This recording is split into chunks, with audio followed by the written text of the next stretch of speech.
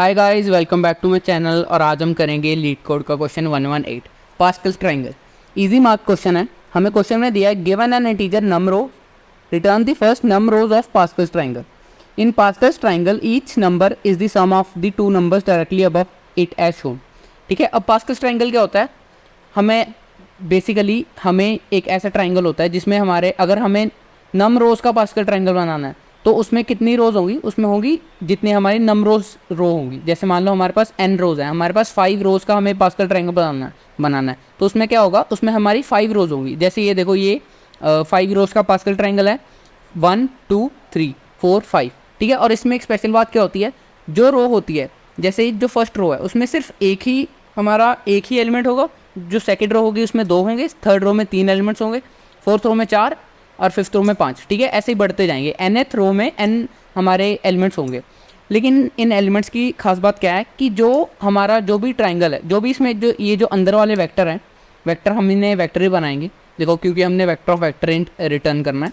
तो अब जो ये वेक्टर है, इसकी एक खास बात क्या है कि इसका जो स्टार्टिंग का एलिमेंट है और जो एंडिंग का एलिमेंट है दोनों 1 है। और जो बीच के एलिमेंट्स हैं वो कैसे हम निकालेंगे? उनका सम हमें पता है कि जो ऊपर वाला है और जो उसके बाजू वाला है, ठीक है, जो डायगोनली अपोजिट है। इससे हमें समझ नहीं आएगा, हम ऐसा करते हैं स्केच पैड पे जाते हैं। अब ये देखो, ये एक पास्कल ट्रायंगल है। ठीक है, तो अब इसमें हमें क्या दिख रहा है? जो 0th रो है, मतलब जो पहली रो है, ठीक है, 0th इसका इंडेक्स है, ये फर्स्ट रो है, इसमें सिर्फ एक एलिमेंट है।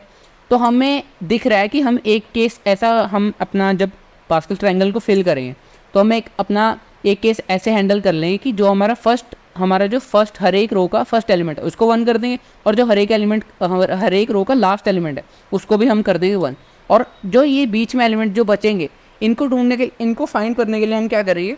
हम जिस एलिमेंट का हमें सम चाहिए, मतलब जिस एलिमेंट जो हमें एलिमेंट चाहिए, हम उसके ऊपर वाले एलिमेंट पे जाएंगे और उसके साथ वाले एलिमेंट पे, मतलब ये जो इसका ऊपर वाला एलिमेंट है और ये जो 2 के डायगोनली अपोजिट है, इस एलिमेंट पर जाएंगे और इन दोनों का अगर सम करेंगे तो हमें ये एलिमेंट मिल जाएगा। जैसे ये यहाँ पे 6 है, तो 6 कैसे आया? इसके ऊपर 3 है और ये जो 3 है, इन दोनों का सम करके आ गया 6।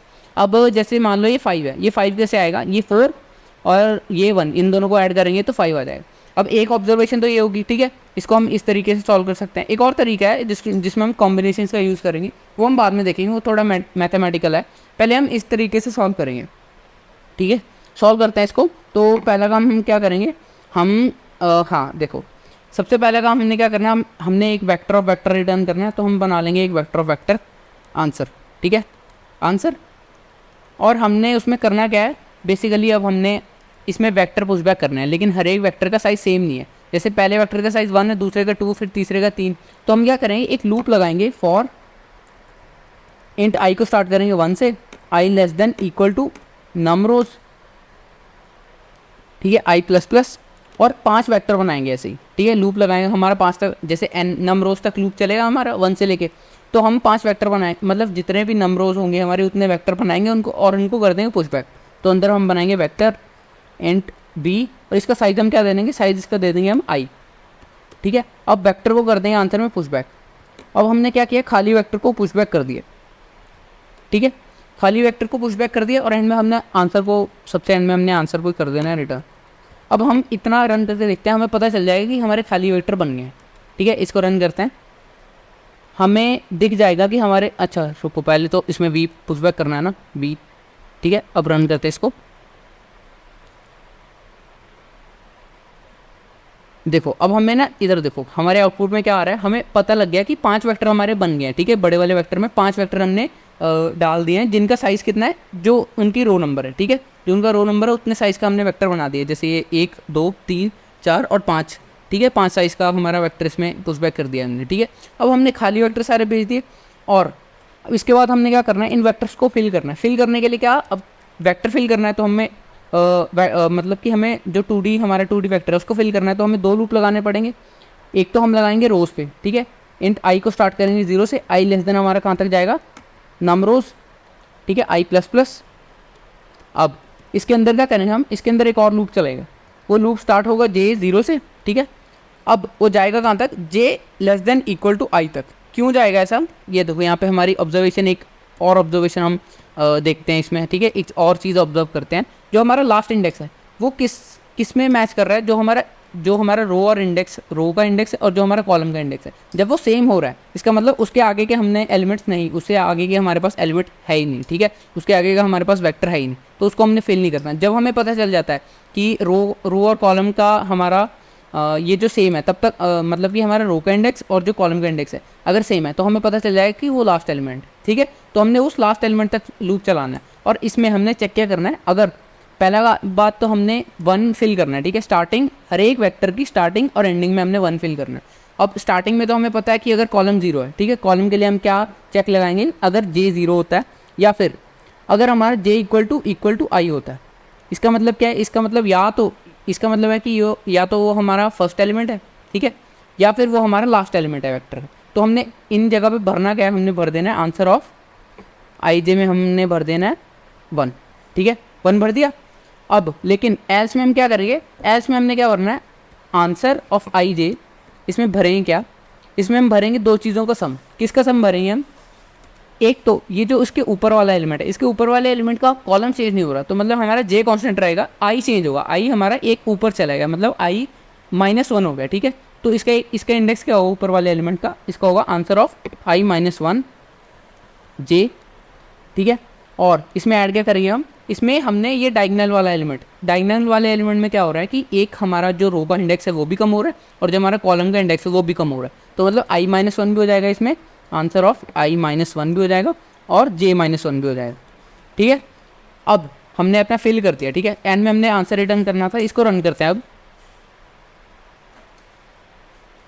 एक्सेप्ट हो गया, इसको सबमिट करते हैं, सबमिट हो जाएगा। कोई दिक्कत आई तो हम देखते हैं उसको, देखो सबमिट हो गया, ठीक है।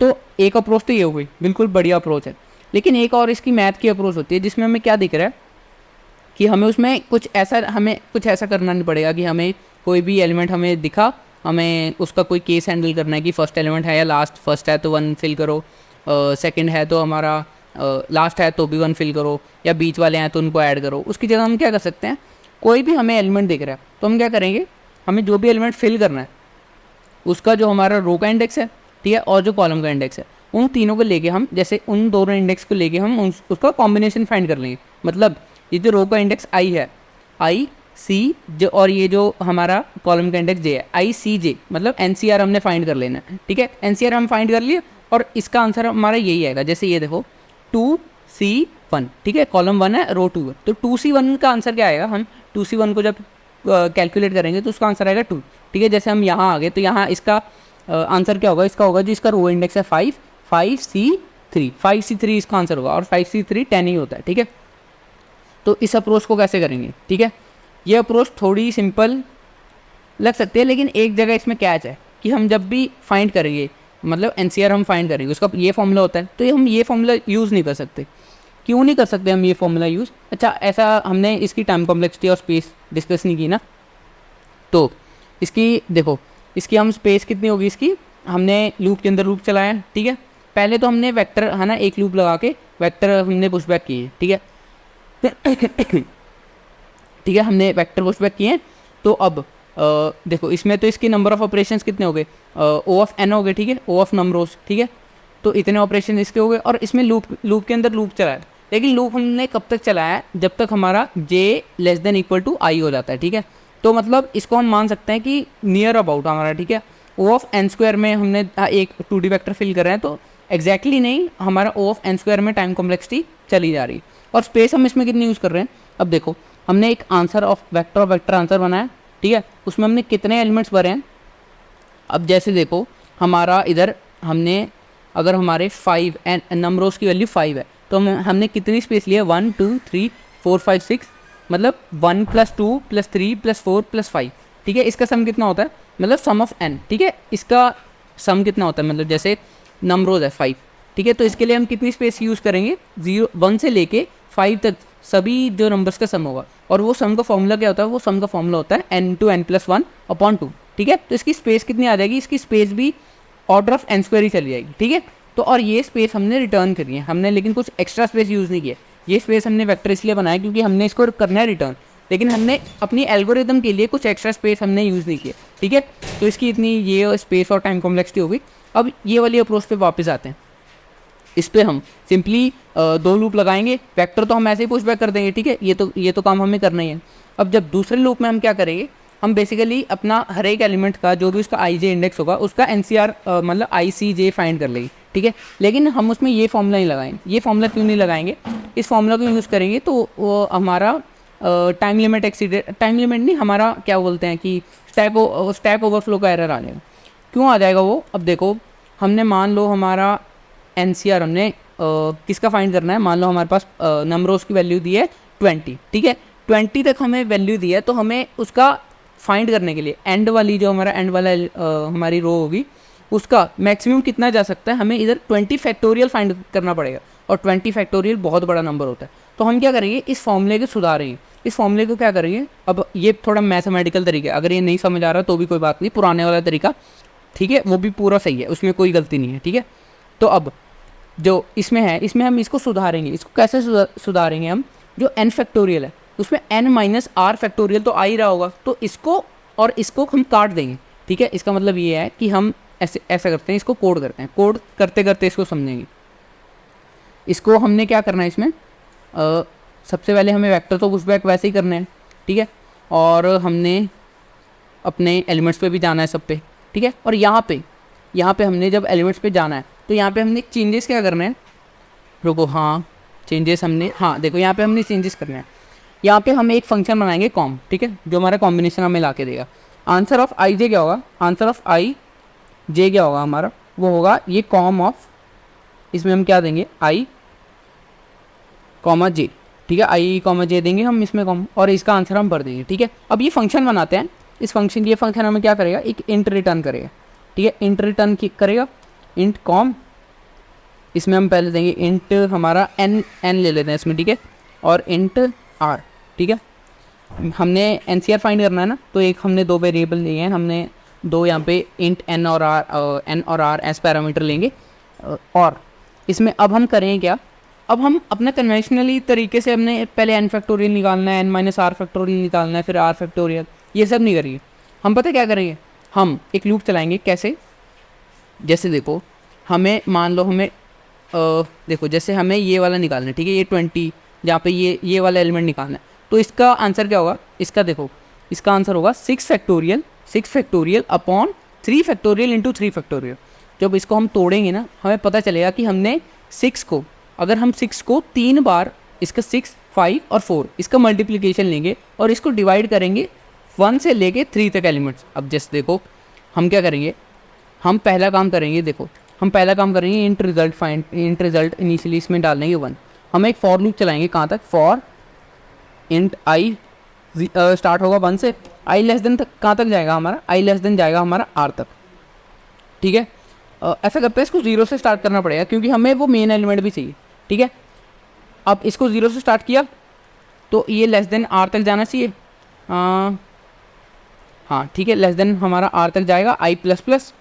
अब हम इसमें क्या करेंगे, अपना जो रिजल्ट है इसमें हम मल्टीप्लाई करते जाएंगे, हाँ इसमें हम अपना मल्टीप्लाई करते जाएंगे, ये जो हमारा देखो, हाँ इसमें हम क्या मल्टीप्लाई करेंगे, इसमें हम मल्टीप्लाई करेंगे n माइनस जो हमारा i है।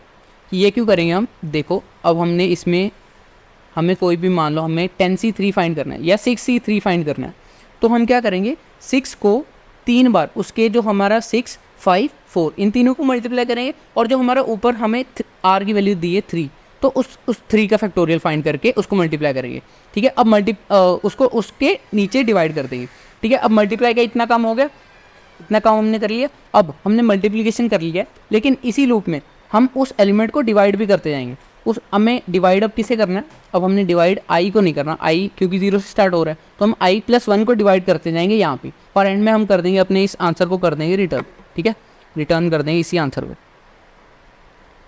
ठीक है। अब इसको रन करते हैं,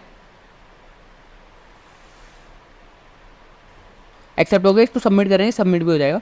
बस इसमें हमने एक ट्विस्ट है कि हमने इसमें जो कॉम्बिनेशन का फंक्शन बनाया वो हमने कन्वेंशनल तरीके से नहीं बनाया, जिसमें हमने फैक्टोरियल फाइंड नहीं किया।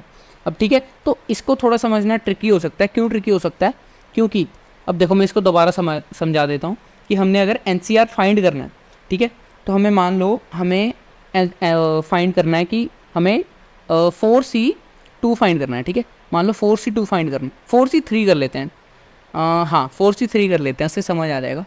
हमने क्या करना है, 4 के जो 3 हमारे कंसेक्यूटिव नंबर्स होंगे उसके जो रिड्यूसिंग में आएंगे, ठीक है, 4, 3 और 2, इन तीनों को मल्टीप्लाई करेंगे और इनको डिवाइड किससे करेंगे, जो हमारा 3 है उसको स्टार्टिंग से हम 1 से लेके 3 तक इन तीनों को मल्टीप्लाई करके और जो हमारा नंबर आया था ऊपर रिजल्ट उसमें से कर देंगे डिवाइड, ठीक है।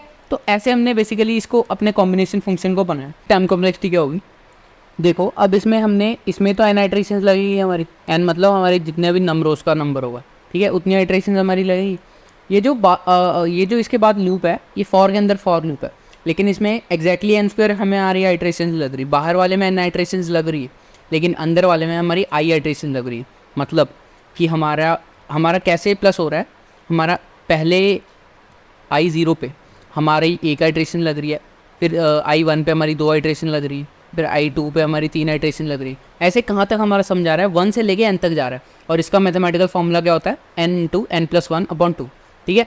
तो बेसिकली हमारी ये जो पूरा लूप है और n, इसके देखो इसके number of operation n × n+1/2 हो गए, और इसके ऑपरेशन कितने हो गए, इसके ऑपरेशन हमारे r पे डिपेंड करते हैं। अब जितनी r की वैल्यू होगी, अब देखो इसको n × n+1/2 इंटू क्या हो जाएगा, इंटू हमारा जितना भी r का नंबर होगा।